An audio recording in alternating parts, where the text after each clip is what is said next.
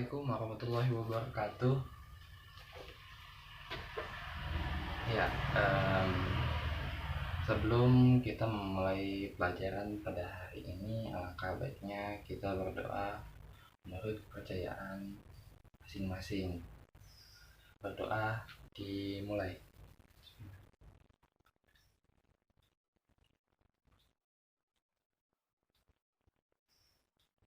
Doa selesai. Ya, sebelumnya Bapak pernah ke kelas kalian belum? Oh belum, berarti alangkah baiknya kita berkenalan terlebih dahulu. Yang pertama, Bapak ingin memperkenalkan diri Bapak terlebih dahulu. Ya, nama Bapak Muhammad Putra Milenium Tiffany, bisa dipanggil Bapak Muhammad atau dengan sebutan Bapak Putra. Ya, Bapak tinggal di Bojonggede, Kabupaten Bogor. Di sini ada yang tinggal di Bojonggede, Kabupaten Bogor, atau dekat dengan daerah Bojonggede. Ya, nah kamu namanya siapa? Oh, Andi. Andi, kamu tinggal di mana? Oh, Pasar Minggu, lumayan jauh ya. Kamu kesini berarti naik kereta ya? Oh, baik kalau begitu. Ya, ada lagi di sini? Oh, kamu, Anita, kamu? Iya, kamu tinggal di mana? Oh, Cilebut. Cilebutnya berarti deket ya. Kalau misalkan kamu ingin ada sesuatu ingin ditanyakan kepada Bapak, bisa datang ke rumah Bapak aja. Nanti Bapak kasih tahu alamat Bapak. Ya. Ada lagi yang ditanyakan? Bapak lulusan dari S1 Universitas Indraprasta PGRI. Ya, dia ada di kampusnya ada di Jakarta Timur. Ya. Lalu untuk tata tertib di kelas Bapak cukup simpel. Tata tertib Bapak ini hanya kalian absen lebih dengan baik, tidak banyak alfa, dan ketika Bapak berikan tugas, kalian harus mengerjakannya. Kalau tidak, Bapak juga sulit memberikan nilai kepada kalian. Kenapa? Ketika kalian ujian, nah ujian itu nilai tidak dimasukkan ke semuanya, tetapi ujian itu nilainya akan ditambahkan dengan nilai tugas. Jadi nilai tugas itu diambil dari 20%, sedangkan untuk ujian semester diambil 30%. Lalu ujian akhir semesternya diambil 50%. Maka dari itu, kamu harus mengerjakan tugas dengan baik agar Bapak dapat membantu kamu dengan memberikan nilai yang baik juga. Ya, Bapak mengajar pelajaran ekonomi. Ya, ekonomi. Sebelumnya sudah belajar ekonomi belum? Oh, belum. Baik, kalau begitu. Sebelumnya di pertemuan pertama ini kita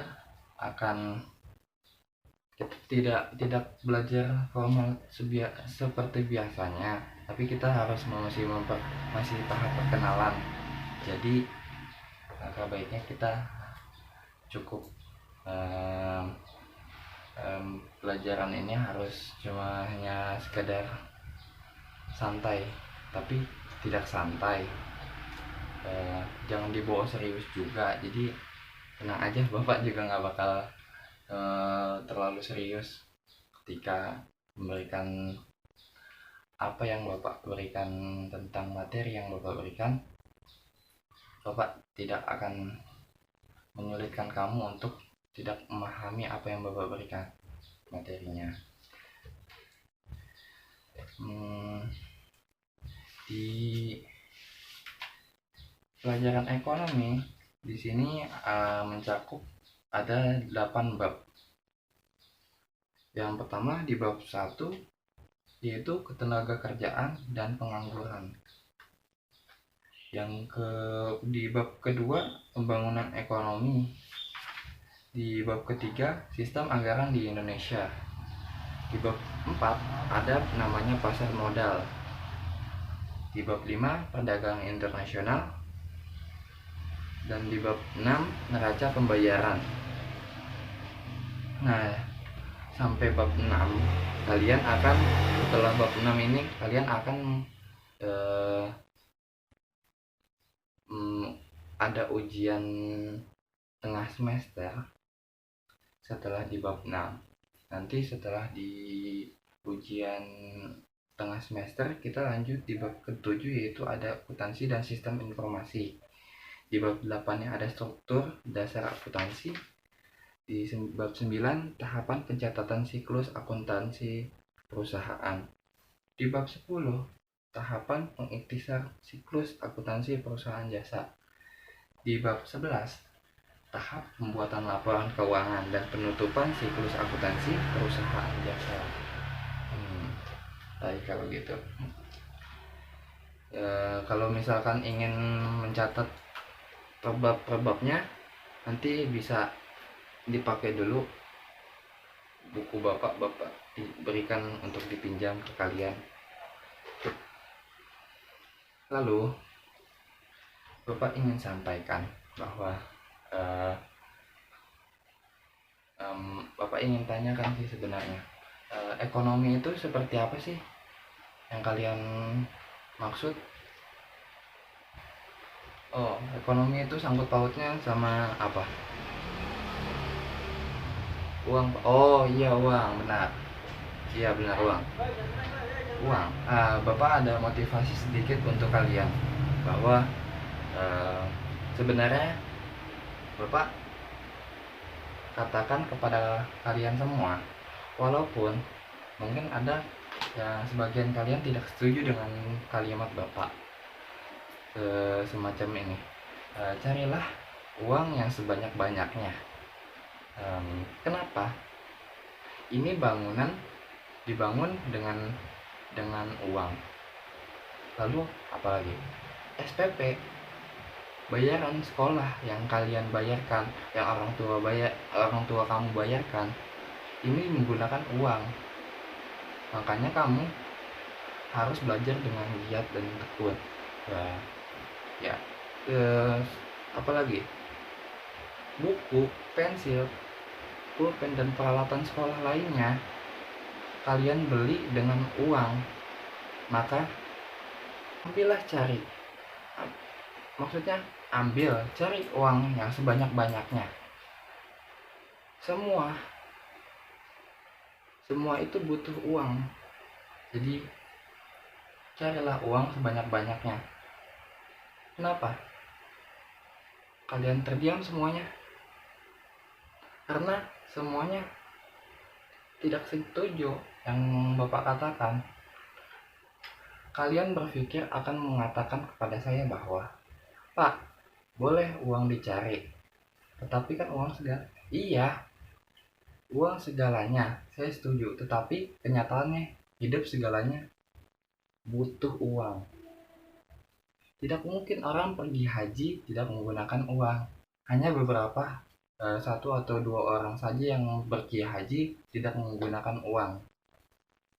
Pak, uang itu kan tidak akan dibawa mati. Iya, betul, saya setuju. Tetapi tidak sedikit orang terasa mati walaupun tidak punya uang. Pak, uang itu hanya akan menjadikan masalah. Iya, betul, setuju. Tidak banyak masalah yang harus diatasi atau diselesai dengan uang. Pak, kalau sudah cinta, gak ada urusan. Betul, gak ada urusan uang. Tapi kalau cinta ada uang, itu akan lebih indah. Ya, artinya apa? Kita bukan memandang enteng tentang uang. Yang terpenting, carilah uang sebanyak-banyaknya dengan cara yang halal dengan cara yang kejujuran, dengan tidak menyalahgunakan kewenangan, maka baru di situ dikatakan uang akan tepat berada di orang yang tepat.